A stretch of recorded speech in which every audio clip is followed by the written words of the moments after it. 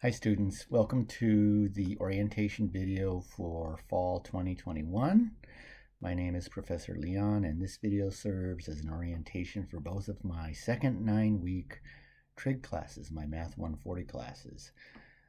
This course is primarily designed for STEM majors, for students majoring in science, technology, engineering, and mathematics. Traditionally, most students who take this course are planning to study physics and engineering and chemistry and so forth. Lately, though, many students take this course to satisfy their math requirement for transfer. So, of course, everybody's welcome. Okay, so if you haven't already done so, I recommend that you pause the video and print out a copy of the syllabus for the course, which is located in my Canvas shell under the Files tab, Okay, so for the remainder of the video, I'm going to go through our syllabus and add a few details and comments along the way. If you have any questions about anything along the way or any time during the course, just email them to me and I'll get back to you as soon as I can. Okay, so let's go ahead and get started. Okay, so on to the syllabus. This is Math 40. The course is trigonometry, and this is fall 2021. And you'll notice that the both class numbers are listed below the title of the course. So your class number will either be 29405 or 31664. The classes are identical. They're just two separate class numbers. Okay. Again, my name is Professor Leon, and a little bit about myself. I'm in my 32nd year. That's 32nd year here at Cerritos College as a full-time professor, and I primarily teach STEM courses, math for STEM students. That means I teach a lot of calculus. Most every semester I'm teaching multiple sections of calculus and maybe 1 or 2 sections of trig. This semester I have 4 sections of trig and 1 section of calculus 3. All right, so my email is rleon@cerritos.edu. And this is how we're going to stay in contact with one another. So you contact me only through email and not through Canvas. Don't send emails through Canvas. If you will, just send me emails through this email address, rleon@cerritos.edu. My YouTube channel is One Calculus Man, no space between one and Calculus Man. And all of my, a little bit about my online courses. All of my online courses are conducted what's called asynchronously, which means in part that there are no live lectures, that there are no live meetings in the course at all. You simply access videos online, complete homework, and take exams. Okay, this type of course is not for everybody. There are very few deadlines to complete materials, mostly just exam days, and this requires a tremendous amount of self-discipline. Okay, so you're going to be doing a lot of work for the course, and there's basically nobody going to be looking over your shoulder to make sure you get things completed on time. Okay, let's see. Next is office hours. My office hours are Mondays, Tuesdays, and Wednesdays from 1 to 2. Send email at any time during the week. My office hours are there mostly for bookkeeping for the school. I'm available to you anytime that I'm online. So send me email anytime you like. If I'm at my computer, I'll get right back to you, and it doesn't matter if it's during the week or on weekends. Just send email anytime you like. Send questions often. There are absolutely no live office hours. We don't have any live interactions at all this semester. There are no Zoom meetings. So if you email me and you want to chat with me, we go back and forth through email. I'm not going to set up Zoom meetings. We don't do that in an asynchronous course setting. Okay. So again, just send me emails with questions regarding homework or any questions you'd like, and I'm here at my desk a lot, so I'll get right back to you as soon as I can. If I don't respond right away, that just means I'm not online. Okay. All right. The text is Trigonometry, a Right Triangle Approach, 5th edition by Sullivan and Sullivan. I sent you an email early on, uh, actually almost requesting that you get the book as soon as you can. We're gonna start right away with lectures this week, so I'd like you to be able to start with homework right away. So get access the textbook as soon as you possibly can. All right, the prerequisites for the course. Essentially, you need a second semester algebra course and a course in geometry, and there is no recency requirement for that. So if you had it years ago, it's fine. You may have to spend more time with materials that are required for the course, so that is reviewing materials and stuff. But yeah, if you've had the courses even years ago, that's fine. You'd be surprised how much will come back to you. What's next here? Graphing calculator. All transfer level courses at Cerritos College, I'm just reading this right off my syllabus, require the use of a graphing calculator, and a Texas Instruments calculator TI 83, 84, 84 plus is strongly recommended. This statement is the only statement on my syllabus that is one that's the same in all of our for all math professors at Cerritos College. The math department voted that all courses that basically at the level of trig and higher are going to require the use of a graphing calculator. Now, how the individual professors, that's me, decide to use them, that's another deal. We won't be using the calculator to do a lot of graphing. You'll be using the calculator once in a while for computation, but most of the course is done by hand and not with the use of a calculator and stuff. So when you need a calculator, the problems will indicate that, or the context of the problems will indicate that. If you don't have a Texas Instruments calculator, I don't recommend that you go out and buy a new graphing calculator. If you have a different graphing calculator, that's fine. Again, we won't be using the graphing portion, the graphing capability of the graphing calculator very much. But when we do, well, I'll let you know. Right away. All right. The goals for the class. The section on goals is right out of the course catalog. We're basically going. This course is a course in trigonometry, which means that it's a branch of geometry where we use triangles to measure quantities, various quantities that occur in the sciences and so forth. I'm not going to read the actual course content from the goals that I have listed there, because you probably don't know what those things are. Again, to give a kind of a more decent idea of what the goals are. The goals are to prepare STEM majors for studying calculus. Most science majors will ultimately need to take calculus, and calculus has two very heavy prerequisites, and that's algebra and trigonometry. So this is basically a course to get you ready to study the math for STEM majors, which is calculus. Okay. But again, I mentioned earlier that a lot of students nowadays take this course to fulfill their transfer level math requirements. So that's just fine. You're in the right place if that's you. Homework. Homework assignments will be posted on Canvas under the Files tab. In fact, that's pretty much all that I use Canvas for, is to give you handouts and to have a list of all the homework problems for the whole semester. Again, look under the Files tab for our course. And let's go on to exams. There will be 2 major exams and 1 final exam. The course is a 9-week course. It's a compressed course from 18 weeks into 9 weeks. So things go basically twice as fast as a full semester. but there are half the number of exams. There isn't time to give 4 exams in a final exam. So we'll have 2 major exams and a final exam. Each of the exams will be worth 100 points, and the final will be worth 200 points. And here's a big one. Here's a big detail that is not common in a lot of math courses.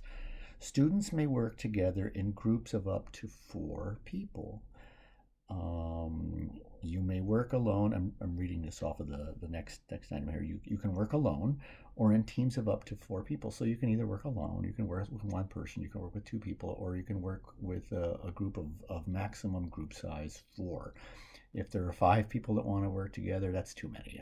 I'd rather, if there are 5 people that know each other and want to work together, I think that group should split off into one group of 2 and one group of 3, or one group of 1 and one group of 4. But I don't want more than 4 people working together on an exam.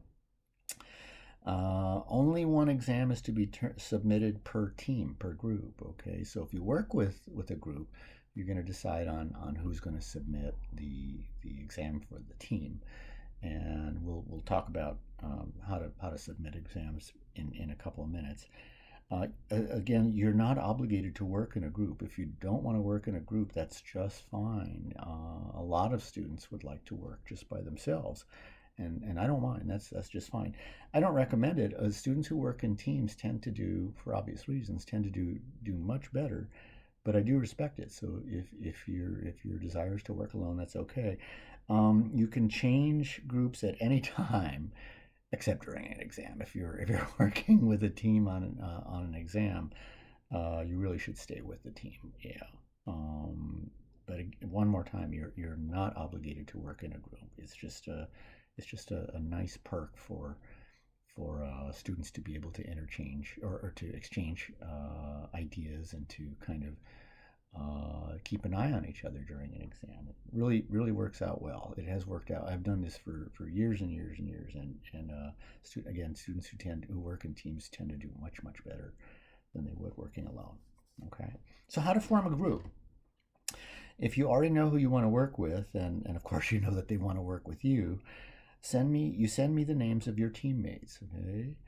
Remember, the maximum group size is 4, so don't send me a list of that includes 5 people or more, because I only want 4 people maximum to work together. If you don't know anybody in the class and you want to join a group, just send me an email and stating that you want to work in a group, and I'll try to match you up with others. Most of the time, I'm able to do that. Sometimes I'm not. Sometimes I'll get a name from a student, and they want to join a group where groups are already either full or nobody else wants to form a group. But that's kind of rare. So if you'd like to work with others, just send me an email, and I'll match you up, or try to match you up. Remember, again, you're not obligated to work in a team, and it's perfectly fine to work on your own. Okay, so onward. Next page, submitting exams. Exams are to be handwritten on clean white paper. Don't use lined paper, so no lined paper or graphing paper or grids of any type are to be used. Make sure that your scans are clear before sending them. And if I can't read it, I won't grade it. Okay, you send your exam as a PDF to my email address. Don't send it to Canvas. I'm not going to use Canvas for anything other than posting handouts for you, and any other information that I transmit to you will be through email. And the same with you. Don't use Canvas to email me. Please do not do that.